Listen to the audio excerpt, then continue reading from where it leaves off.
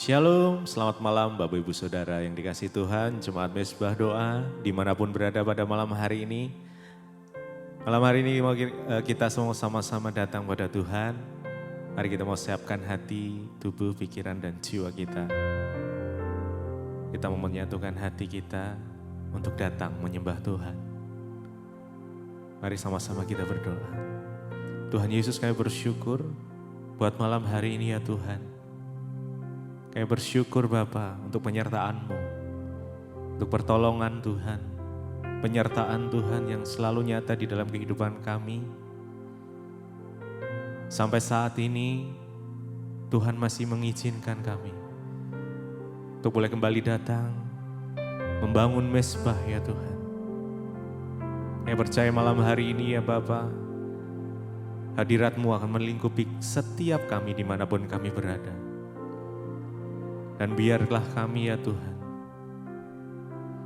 boleh mengenal setiap kehendak Tuhan di dalam kehidupan kami. Kami mau mengandalkan Engkau sepenuhnya. Terima kasih Bapak. Terima kasih Tuhan. Kami datang menyembah Engkau malam ini. Mari sama-sama kita datang pada Tuhan. Kita sembah Dia. Naikkan ucapan syukur kita. Naikkan penyembahan kita. Naikkan mazmur-Mu. Terima kasih Tuhan. Kami bersyukur kepada-Mu. Terima kasih buat kasih setia-Mu. Terima kasih ya Tuhan.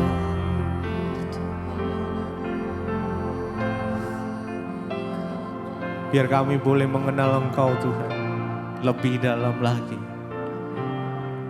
Lebih dalam dari semua yang kami kenal. Biar kasih-Mu boleh mengalir, memenuhi setiap kami.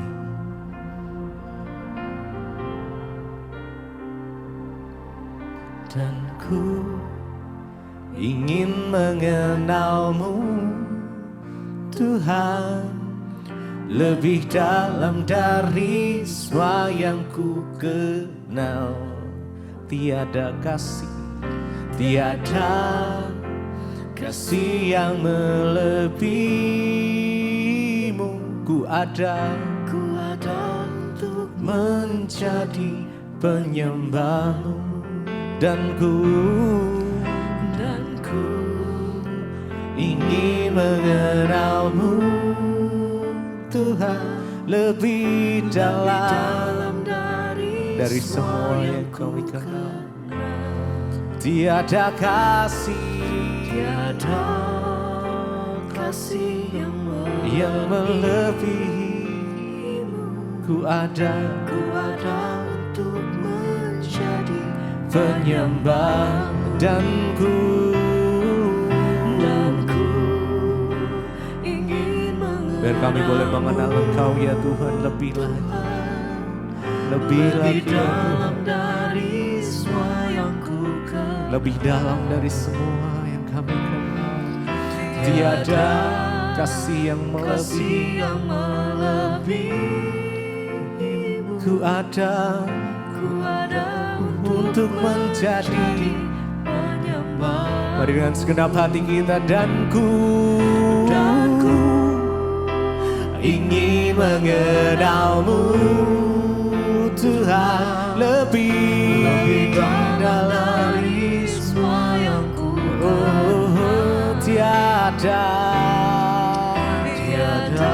Tiada kasih yang melebihi. Ku ada untuk menjadi dan ku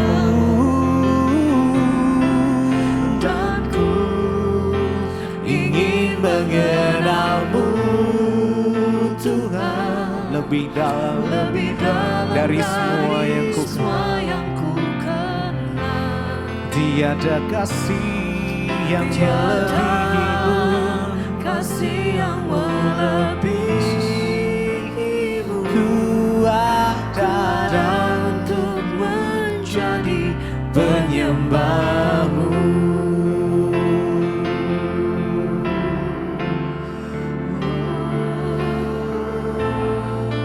Kami sembah Kau,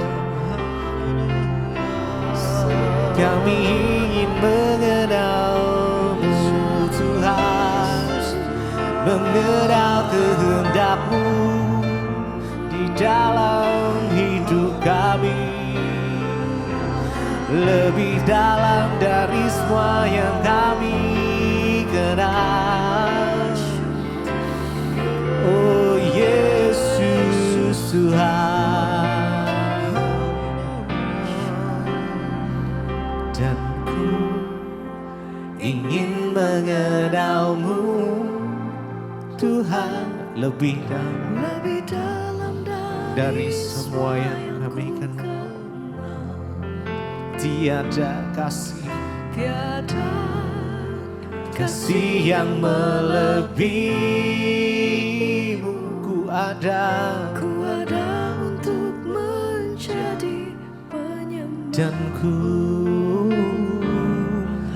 Dan ku ingin mengenal-Mu Tuhan lebih dalam dari semua yang ku kenal. Tiada kasih yang melebihi, kasih yang melebihi. ku ada untuk menjadi penyembah-Mu.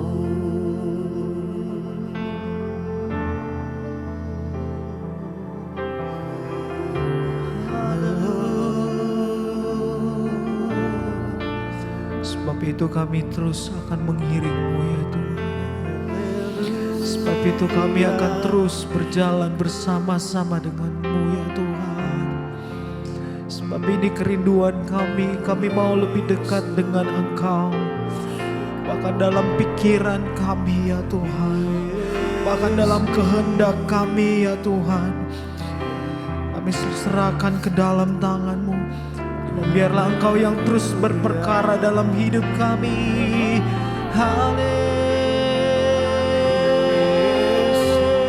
Haleluya.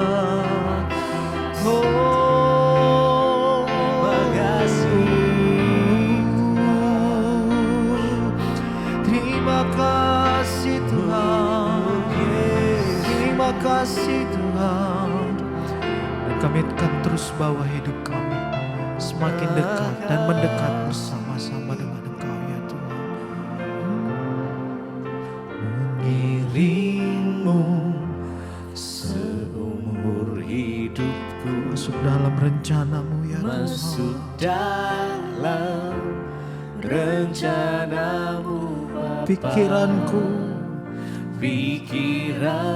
kehendakku ya Tuhan, kehendakku ku serahkan padamu. ku serahkan padamu.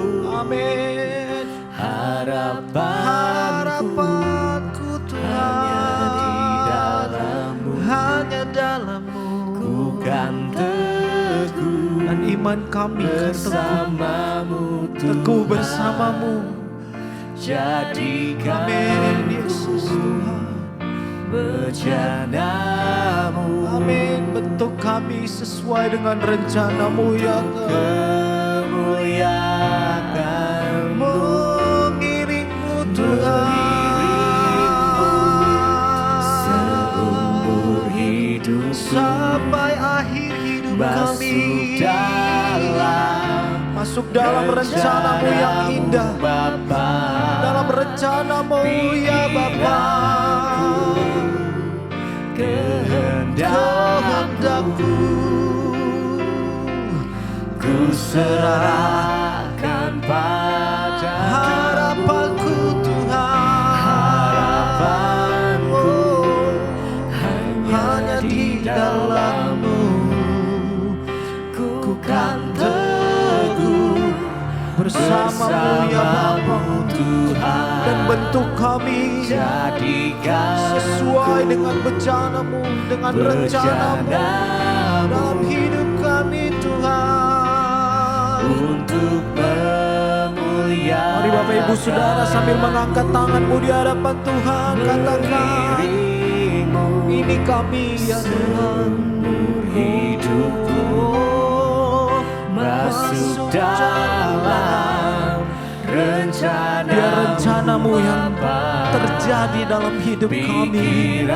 Biarlah rencana-Mu yang terjadi atas perjalanan hidup kami ya Tuhan. Ku serahkan Sebab semuanya kami serahkan ke dalam tangan-Mu. harapanku hanya di dalam-Mu. Ku kan Karena kami tahu Tuhan kami aman bersama-Mu. Tuhan, jadikan ku bejana-Mu Untuk kemuliaan-Mu. untuk Sekali lagi katakan, mengiringmu Tuhan. seumur hidupku masuk dalam rencana-Mu Bapa. Yesus Tuhan. Pikiranku, Amin. kehendakku ku serahkan padamu. Harapanku Tuhan. Harapanku Amin, amin. hanya di dalam-Mu. Yes. Ku kan teguh bersama-Mu Tuhan. Jadikanku bejana-Mu Tuhan. untuk memuliakan-Mu.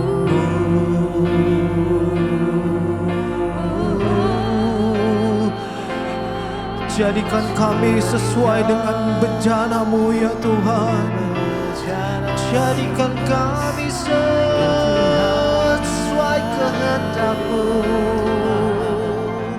Sebab itu Tuhan kami akan terus menaruh pikiran kami, kehendak kami, semua yang kami bisa kami mau serahkan ke dalam tangan-Mu ya Tuhan.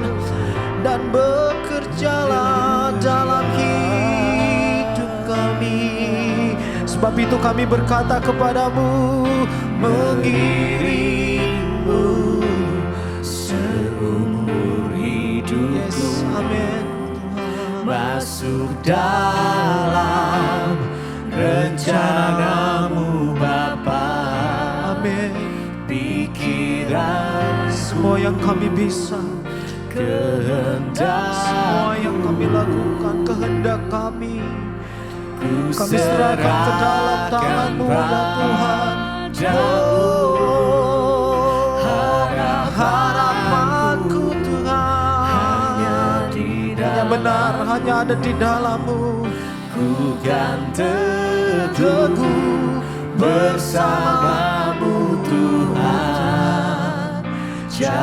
Jadikanku bejana-Mu. Bentuk kami sesuai dengan kehendak-Mu, sesuai dengan kemauan-Mu ya Tuhan. Sekali lagi katakan, oh, mengiringmu. Ini kami Tuhan, masuk dalam rencana-Mu, dalam kehendak-Mu Pikiranku, kehendakku. ku serahkan Amin padamu. Yesus, haleluya. Harapanku hanya di dalam-Mu Tuhan. kan teguh Amin. bersama-Mu Tuhan. Jadikanku Amin. bejanamu, untuk kemuliaan-Mu. untuk memuliakan-Mu.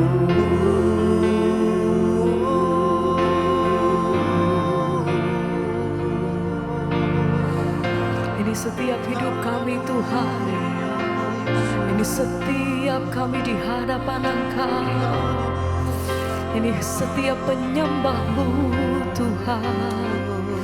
Kami datang menyatakan bahwa dalam setiap perkara dalam musim hidup kami mau tetap percaya kepada Engkau. Tuhan, kami berpegang teguh hanya di dalam Engkau. Apapun musim dalam hidup kami mau nyatakan Tuhan, yang kami pegang teguh hanya nama-Mu, Yesus Tuhan.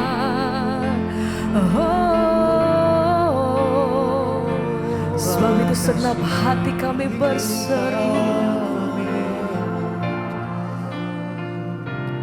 ku tetapkan hatiku untuk percaya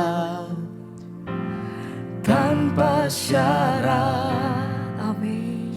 Takkan goyah, Ku nyatakan imanku untuk setia, dalam keadaan apapun kami mau katakan senangkan Tuhan. hatimu. Ini hati kami nyatakan, oh, Ku tetapkan hatiku untuk percaya tanpa syarat, tanpa syarat, takkan goyah. takkan goyah. Oh, Ku nyatakan imanku untuk setia, amin. senangkan hati. Lebih lagi bersama-sama kami naikkan pujian, kami nyatakan, ku tetapkan hatiku untuk percaya amin Tuhan. tanpa syarat, Oh, takkan goyah. ku nyatakan imanku Untuk setia, senangkan hati. segenap hati kami berseru Tuhan, hanya kepadamu ku tetapkan hatiku. Untuk percaya Dalam masa senang, dalam masa sukar, kami tanpa percaya syarat. senantiasa kami berkata di hadapan Engkau, kami percaya Tuhan.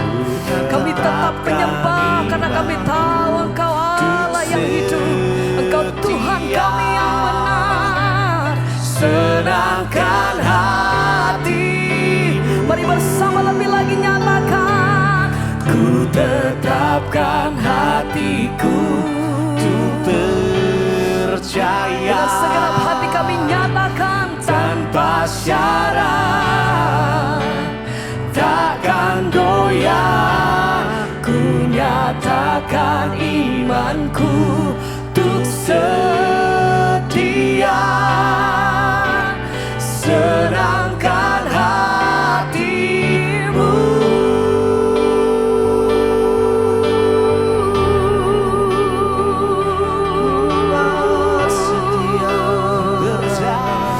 Kami mau nyatakan di hadapan Engkau, ini setiap hidup kami ya Tuhan.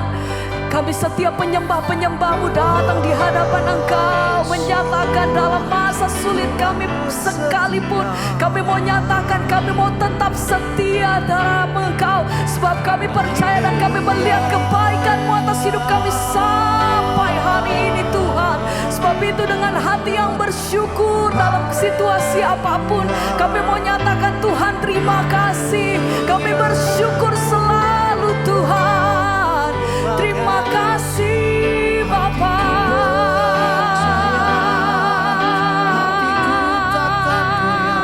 Sekali lagi dengan iman sama-sama kami nyatakan, ku tetapkan hatiku untuk percaya tanpa syarat, Tanpa syarat, oh, takkan goyah. Ku nyatakan imanku untuk setia. Senangkan hati. Sekali lagi bersama dengan iman, mari nyatakan. Ku tetapkan hatiku untuk percaya tanpa syarat, takkan goyah. Ku nyatakan imanku untuk setia. Senangkan hatimu.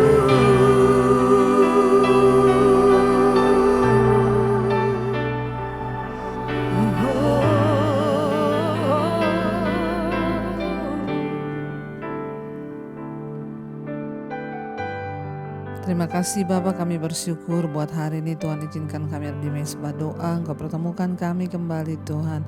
Terima kasih Bapa, kami membuka hati kami bagi firman Tuhan. Kami tahu dan percaya hanya firman-Mu yang sanggup mengubah hidup kami, memberi kami kekuatan. Kami mengucap syukur, berbicara kebenaran firman-Mu, sampaikan isi hati-Mu. Dalam nama Tuhan Yesus kami berdoa mengucap syukur, haleluya. Amin, amin, amin. Iya, shalom Bapak Ibu, selamat malam.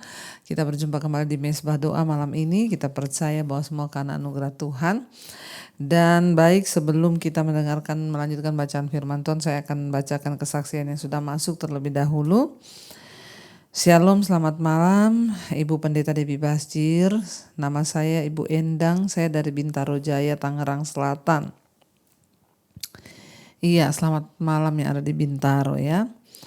Usia saya 67 tahun dan saya ini pengikut mezbah doa dan mezbah syukur sejak dari mulai pandemi. Oh, puji Tuhan. Saya ingin bersaksi tentang kebaikan dan kuasa Tuhan Yesus dalam hidup saya, Bu. Pada tahun 2022, tepatnya di bulan Agustus yang lalu, saya divonis dokter kena kanker serviks stadium 3. Dan saat itu dokter menyatakan bahwa saya sudah terlambat, sehingga dokter onkologi di salah satu rumah sakit tidak berani mengoperasi, tidak berani mengangkat kandungan saya karena dia takut saya mengalami pendarahan. Saat itu saya hanya bisa berdoa ya, dan saya percaya di dalam nama Tuhan Yesus tidak ada kata terlambat karena saya percaya dan saya berserah kepada Tuhan. Akhirnya saya disarankan untuk melakukan radiasi sebanyak 25 kali dan untuk radiasi luar 25 kali dan 3 kali radiasi dalam. Saya percaya bahwa Tuhan Yesus pasti menolong ya, dan selama saya menjalani proses radiasi saya selalu berdoa meminta kekuatan dari Tuhan Yesus. Dan puji Tuhan Bu, ya di bulan November tahun 2022 saya selesai menjalani radiasi. Puji Tuhan, saya dinyatakan sembuh bersih. Tuhan Yesus memang sungguh luar biasa karena saya percaya di dalam nama Tuhan Yesus tidak ada perkara yang mustahil. Amin ya saudara.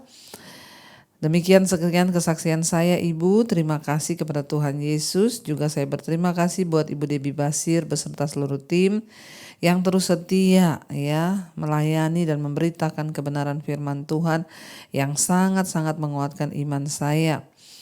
Doa saya kiranya Tuhan Yesus memberkati Ibu sekeluarga dan seluruh tim pelayanan.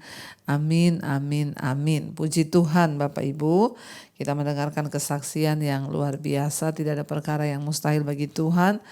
Tidak mudah ketika divonis kena kanker ya.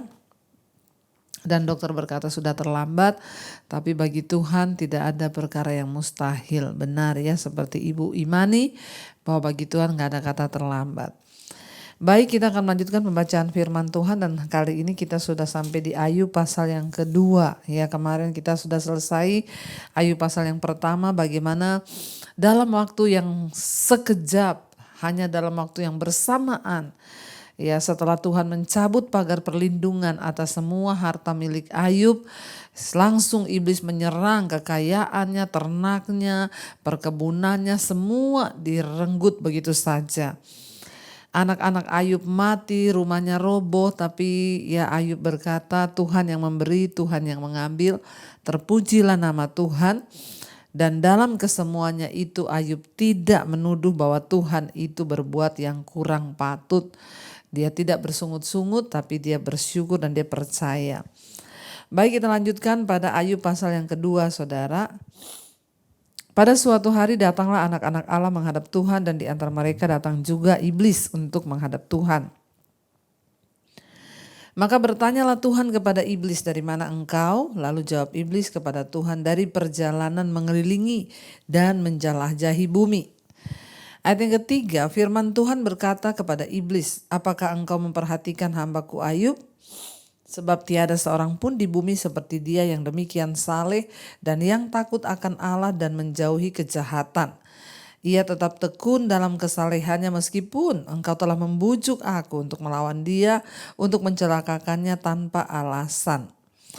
Ya, saudara, kita melihat di sini saudara bahwa ya dikatakan bahwa Tuhan bertanya kembali kepada iblis, ya dari mana engkau? Iblis berkata, dari berjalan-jalan berkeliling-keliling. Lalu Tuhan bertanya, bagaimana Ayub ya? Kau sudah melihat dia tetap saleh, dia tetap takut akan Tuhan.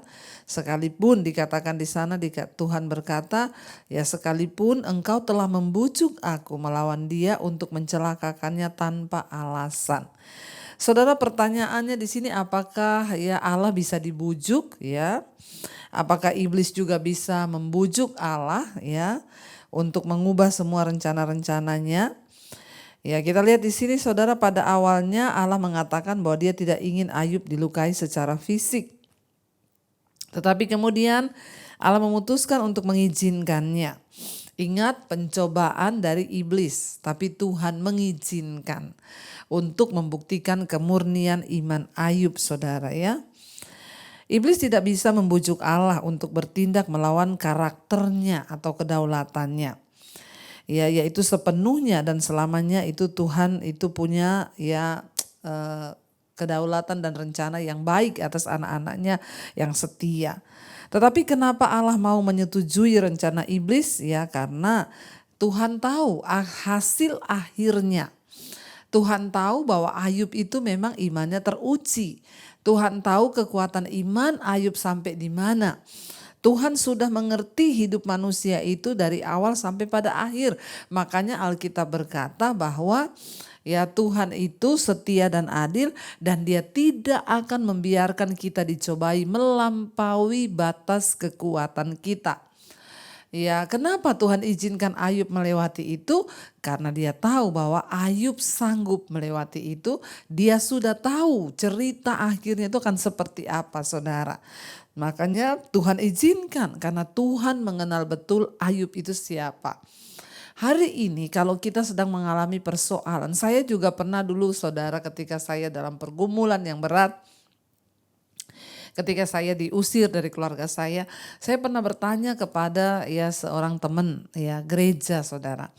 Saya berkata begini, kenapa sih Tuhan itu mengizinkan ini terjadi kepada saya? Ya kenapa sih Tuhan nggak jamah saja hati orang tua saya dan berkata ya sudah enggak apa-apa kalau kamu mau ikut Yesus ikut aja. Kenapa Tuhan harus ya mengizinkan saya diusir dari rumah, pergi tanpa bawa ijazah dan harus mengalami pergumulan yang berat? Ya itu yang teman saya katakan kepada saya yang cukup menguatkan iman saya waktu itu dan saya nggak pernah lupa. Dia bilang begini, Debbie, Tuhan itu tahu bahwa kamu bisa melewati semua ini, makanya Tuhan izinkan itu terjadi padamu. Kenapa Tuhan izinkan itu terjadi? Karena Tuhan tahu kamu bisa melewatinya. Karena kalau kamu tidak bisa melewati maka Tuhan tidak akan izinkan. Di situ iman saya bangkit ya, dan dia juga kasih ayat sama saya, dia bilang karena Tuhan itu tidak membiarkan kita dicobai melampaui kekuatan kita. Dan satu ayat itu cukup membuat iman saya bangkit. Saya sungguh-sungguh percaya bahwa ujian ini saya pasti menang melewatinya. Saudara, apapun ujian yang sedang kita hadapi hari ini, percayalah Tuhan tahu engkau mampu melewatinya, makanya dia izinkan terjadi. Ya, supaya kita bertobat, supaya kita ini sungguh-sungguh percaya kepada Tuhan. Ya, iblis tidak bisa membujuk Allah, ya, tetapi Allah mengizinkan karena ya Allah mengetahui hasil akhirnya itu akan seperti apa kisah Ayub ini. Allah tidak bisa dikelabui oleh iblis, ya Tuhan tidak bisa ditipu atau dibujuk oleh iblis. Ya, penderitaan Ayub ini adalah sebuah ujian untuk Ayub, ya, dan iblis dan kita, tapi bukan Allah. Allah itu nggak bisa dicobai atau mencobai siapapun.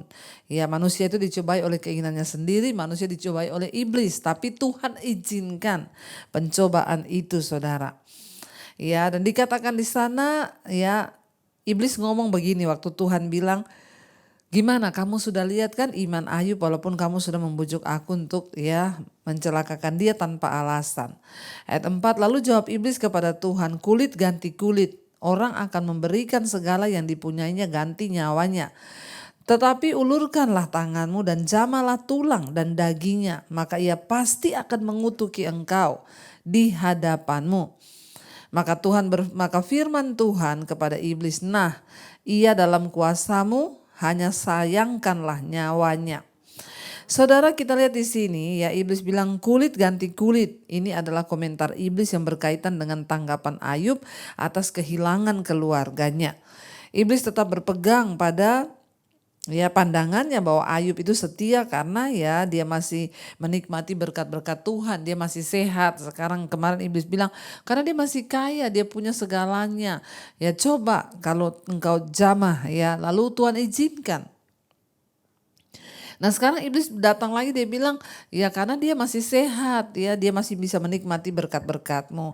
Iblis yakin bahwa ya Ayub bersedia menerima ya kehilangan keluarga dan kekayaannya selama dirinya sendiri, kulitnya sendiri, tulangnya sendiri itu masih terlindungi.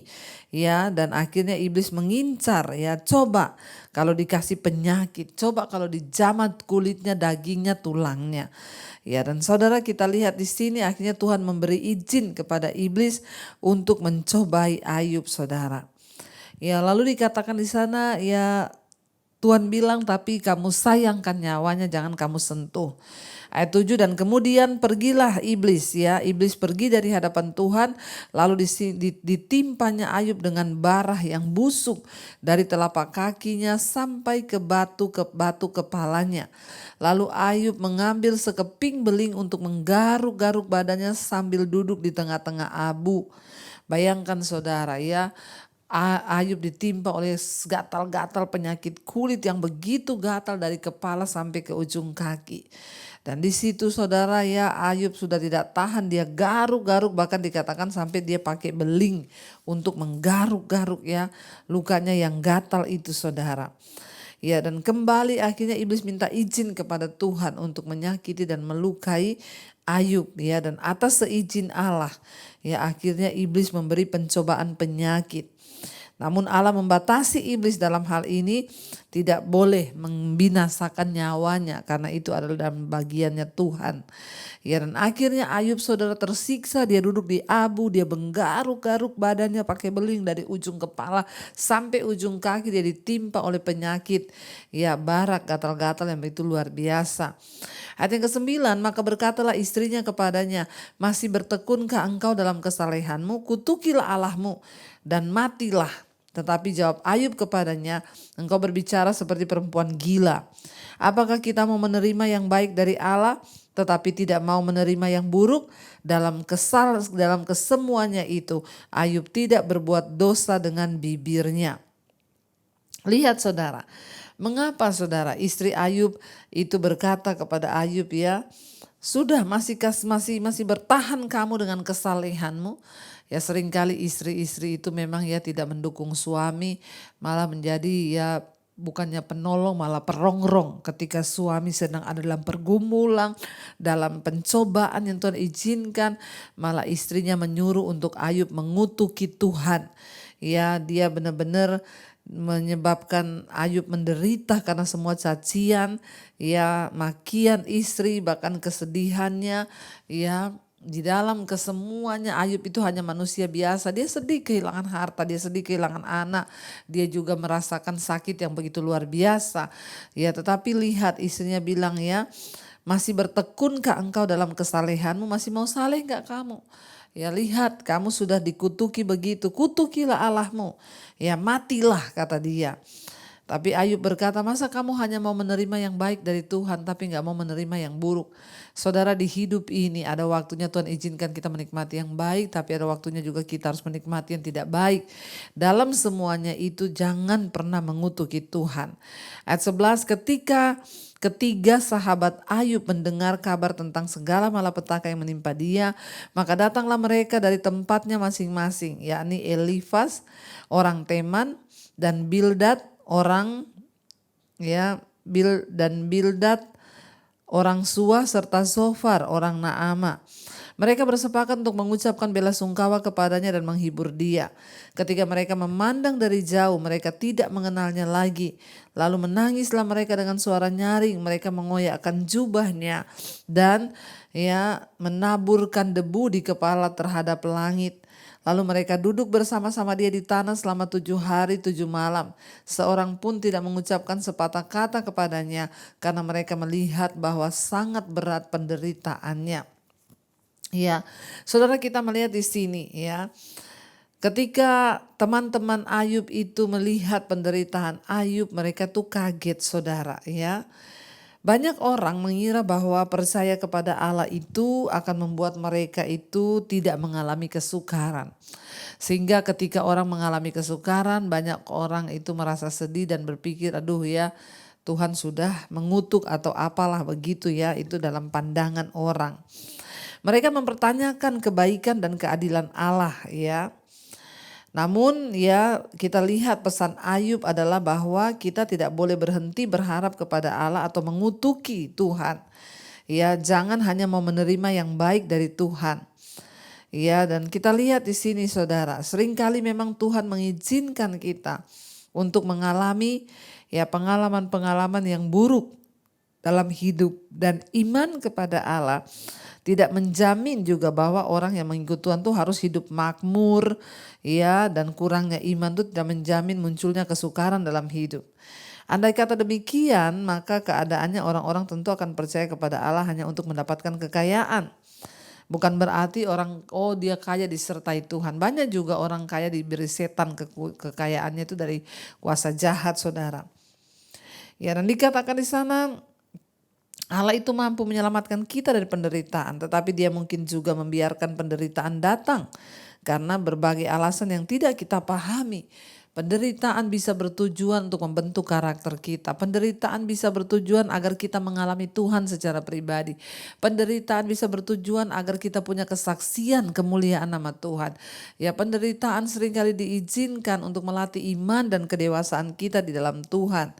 Ya, dan kita melihat saudara, seringkali penderitaan datang tanpa alasan dan sulit untuk kita pahami, apalagi di saat posisi kita lagi dekat dengan Tuhan. Ketika Ayub lagi dekat sama Tuhan, dia tidak melakukan kesalahan, dia mengalami hal itu. Tapi Tuhan juga mungkin membiarkan penderitaan datang ya, karena memang ya itu bagian dari rencana Tuhan atas hidup kita. Bahkan kita lihat di Alkitab, semua orang yang ikut Tuhan sungguh-sungguh itu menderita. Yusuf, Daud, Daniel, Sadrak, Mesak, Abednego, nabi-nabi, Elia, Elisa, mereka mengalami penderitaan saudara. Tapi disitulah mereka juga mengalami Tuhan. Nah, di sinilah Ayub menunjukkan satu sudut pandang yang lebih luas daripada hanya sekedar mencari kenyamanan mengikuti Tuhan. Kita juga harus selalu mengetahui mengapa kita menderita, supaya iman kita memiliki kesempatan untuk bertumbuh dalam setiap penderitaan. Dikatakan teman-teman Ayub itu Elifas, Bildad dan Zofar bukan hanya merupakan sahabat Ayub, mereka juga dikenal karena hikmat mereka. Namun pada akhirnya hikmat mereka ternyata berpandangan yang sempit dan tidak sempurna. Ya, dan kita lihat di sini saudara, ya setelah mereka mengetahui keadaan Ayub, kesukaran, 3 sahabatnya ini datang untuk bersimpati terhadap dia dan mencoba menghibur Ayub. Ya, belakangan kita mengetahui bahwa perkataan penghiburan mereka tidak berguna. Tetapi paling tidak mereka sudah datang ya untuk ya menghibur Ayub. Meskipun Allah menegur mereka karena apa yang mereka katakan, tapi Dia tidak menegur mereka karena apa yang mereka lakukan. yaitu berusaha untuk datang kepada seorang yang membutuhkan pertolongan. Ya, sayangnya ketika mereka datang, mereka tidak menghibur Ayub dengan baik, ya, karena mereka bangga akan nasihat mereka sendiri dan tidak mengacukan kebutuhan Ayub. Ya, saudara, ketika seseorang sedang membutuhkan pertolongan, pergilah kepada orang tersebut, tetapi hendaklah ada sensitif dalam cara kita menghiburnya. Ya, jangan sampai malah jadi salah, saudara. Ya, dan mengapa para sahabat Ayub itu datang dan hanya duduk dan tidak mengucapkan sepatah kata? Dikatakan 7 hari 7 malam mereka berkabung bersama-sama Ayub. Tidak ada satu kata patah pun ya pada 7 hari 7 malam mereka ucapkan. Karena menurut tradisi orang Yahudi, orang-orang yang datang untuk menghibur seseorang dalam perkabungan tidak boleh berbicara sebelum orang yang berkabung itu berbicara lebih dahulu. Dan sering saudara respon terbaik kepada penderitaan orang lain yaitu diam. Para sahabat Ayub menyadari bahwa penderitaan Ayub terlalu dalam untuk bisa disembuhkan. Ya, bahwa hanya dengan perkataan itu sulit untuk menyembuhkan Ayub. Karena itu mereka juga tidak mengatakan apa-apa.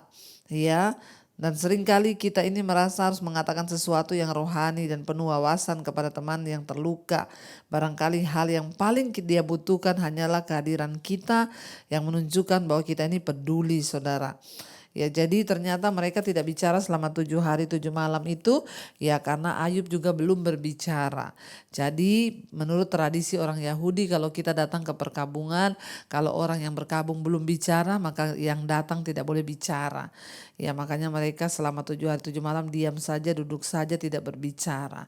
Ya, jadi saudara, kita lihat di sini ya, nanti setelah Ayub berbicara baru mereka boleh berbicara.